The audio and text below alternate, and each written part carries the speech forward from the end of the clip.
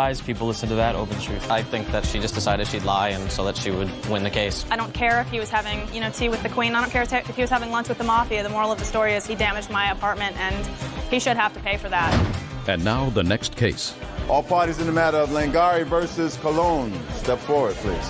18-year-old student Nydia Langari is suing her ex-boyfriend, 21-year-old promoter Hector Cologne, for money loaned and the cost of a necklace. Miss Langari, this young man used to be a boyfriend of yours, and you, according to you, loaned him some money. One small loan was for him to remain alive since somebody was after him because he owed them money. And the other loan was for some clothes that he wanted, clothes and shoes and stuff. And then you found out that he wasn't the man that you thought he was. Exactly.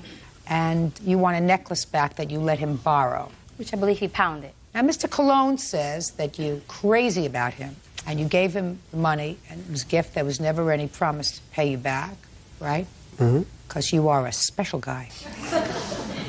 You are a prize package. You are a unique man. Prime property. Judge Judy continues in a moment. Real cases, real people. Judge Judy. Nydia Langari says ex-boyfriend Hector Cologne owes for loans and a lost necklace. When did you first start to date this Prince Charming?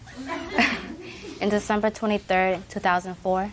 When did you make the first loan to him? I think 2 weeks after, when he told me that some guy threatened to kill him, put a gun to his head, and he was telling me this story, and I offered to borrow the money, and he said he would pay me within 2 weeks. Tell me about the loan that you had with this guy who put a gun to your head. I was doing something for him and whatever. No, I want you to be specific. I'm really interested. You were doing something for him. What were you doing? I was selling drugs for him or whatever. Okay, so he gave you drugs that you sold. Yeah, and I supposed to owe him money. I spend the money. I owe them money. What kind of drugs did you sell for him? Weed. Just marijuana. Yeah. How much did you sell? It was pounds of it. Do you love this? Do you love this? Remember that fishing game that I discussed with you with the fishing poles and the magnets?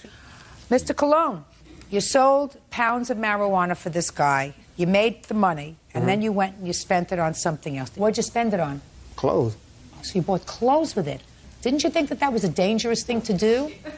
How long had you known this guy? For like 2 or 3 years. Did you sell for him retail or wholesale? Shh, quiet!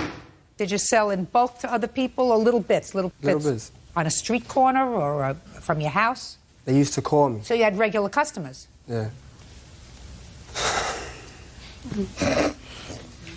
Okay, so he had threatened to kill you? Yeah. With a gun? Mm-hmm. How old are you? I'm 21. Do you have children?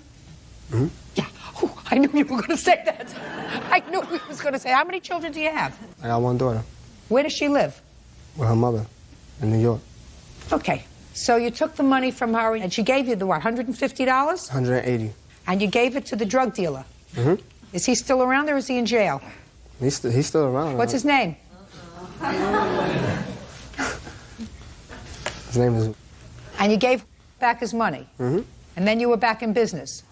No, after that I started working in a restaurant. Oh, that's good. So you went legitimate? Mm-hmm. Good. When you started working, why didn't you give her back the money? Because she said that to not worry about it as long as I'm safe. She never said to pay her back. That's a lie. Okay. Now, what about the clothes that you bought for him? He just told me to borrow the money, that's all. So he said he was going to give it back to me in 2 weeks. Go ahead. I used to pick her up at work sometimes on my day off, and she used to give me money here and there. She used to not tell me to pay her back. She used to say, don't worry about it. What'd she say? Just here, take this and go buy yourself something? Yeah, like, you know what I'm saying? She was seriously in love with me. That's a lie. Okay. Now, what about the chain?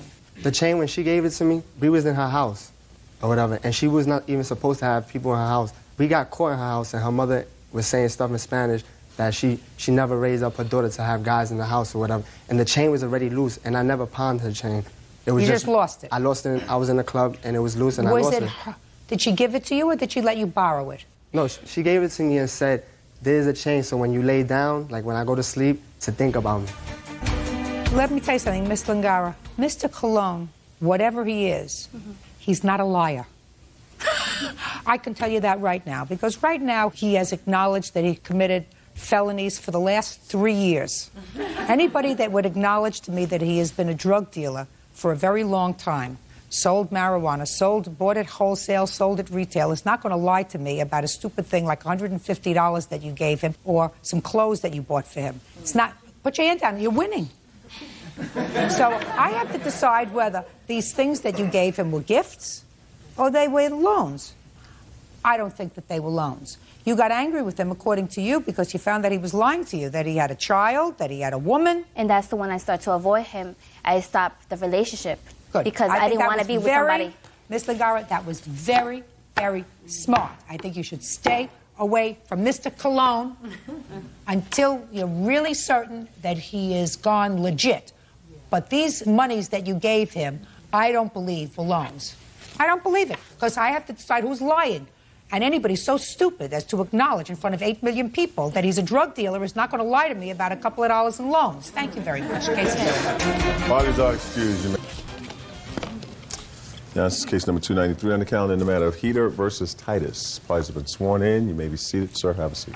Mr. Heater, the defendant used to be your girlfriend. Yes. And according to your complaint, she had you falsely arrested for domestic violence. Correct. Ms. Titus says that she did call the police. She had you arrested for domestic violence, and that's because you hit her. Correct? Yes. This incident happened on what date? July 28th. Now, Ms. Titus, I am correct that at one point in your relationship, you found yourself pregnant. Mm-hmm. And you told Mr. Heater that he was the father of this baby and that you miscarried. Is that what happened?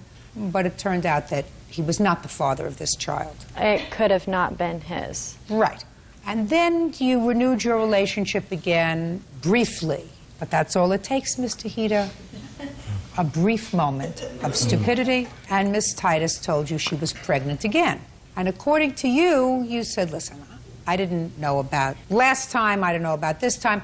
I don't want to have anything to do with this baby until I take a paternity test. Actually, what I told her was that I would help her out as long as I would be repaid if the baby was not mine.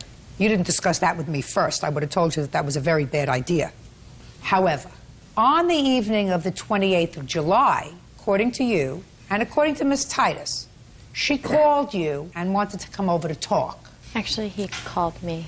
Yes. What did you call her for? I thought that she had a doctor's appointment regarding the baby the previous day, and I just called to see how it went. And what did Miss Titus tell you? She said that I was wrong about the date, that I believe it was the next day, and that she would like to come over and speak to me. And I said, I don't think that's a good idea. We speak face-to-face, that we should speak over the phone. And she said that she didn't want to speak over the phone. So Mr. Heater told you not to come over? Well, you no. acknowledged that. He said he didn't want to talk to you in person. He said that he didn't want to talk to me, but eventually said that it was okay for me to come over. Did you tell her it was okay to come I over? did not. No, I don't believe that. It's not what you say in your answer, and I don't believe that. He said he didn't want to talk to you in person. He thought you should discuss whatever you had to discuss over the phone. But you went over there anyway. What time did you go over there? About 12:30 in the afternoon. What did you want to discuss with him? I wanted to talk to him about the baby and about how things were going between us. We were, before this, we were going out and doing things together, and like... Don't you people know anything about birth control? Yes, they don't work for me. They don't work for you? Yes. My body rejects them. There are all kinds of birth control, Ms. Titus. Yes, ma'am. The answer to having a problem with one form of birth control is not to have babies with people who don't want to have children with you, like Mr. Heater or anybody else. So you went over there about 12:30. I knocked at the door, and he told me to come in, and we started talking, and I upset him. And how did you upset him? I don't remember exactly what I said. Maybe you do.